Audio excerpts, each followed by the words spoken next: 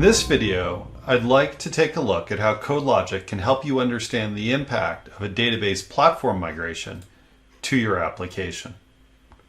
We'll start by going to our applications dashboard.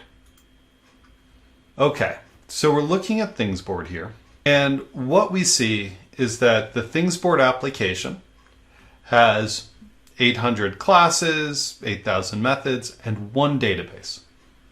Kind of a medium-sized database here. So initially we get to understand what databases we have, how big they are, and how much stuff's in them. We might want to go look and see what our database is. So we can see that it's called Things Board, has a couple of schemas in it, and importantly, belongs only to the application also named Things Board. So if we update this database, it looks like we only have to worry about one application being impacted. So that's simple. Now let's use the same reporting framework. Switching over to the relationship report. And let's find, for the Things Board application, relationships that go from the code to the database. What code elements are going to need to be changed when we upgrade the database? To do that, we come to the relationship type and choose either references column or table. So let's look at table.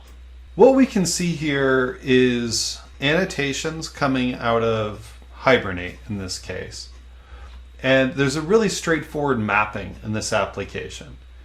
You have the admin settings class goes to the admin settings table. Alarm entity goes to alarm. API usage goes to API usage. This is really consistent, right?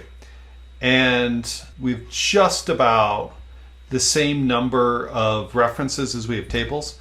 There's a couple more because you have a couple of different dashboarding classes, both mapped to a dashboard table. But at least at the table level, it looks like this is really clean, right? Really straightforward, one-to-one relationships all over the place. We could then extend this out and look for columns. And here we don't see anything. So none of the fields or methods are mapped directly to a column. It's all done at a table by table basis. Now, if we were worried about individual items because we were moving from one database platform over to another and needed to update some sort of a system, we could come find, say, the ID column within the rule chain table, run an impact analysis. We'll see how this fits into the bigger picture. So this one does look like it's pretty interesting. What we have here is that this ID is used for the rule chain ID, but it's also a foreign key out to the default rule chain ID coming in the device profile. So if we update this, that would trickle through into a couple of different classes, all sitting in the DAO 321 jar. Nice.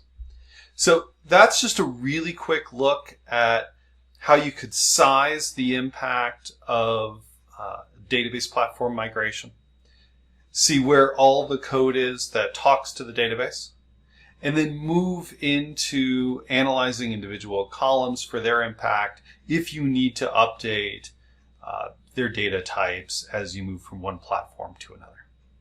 Thank you.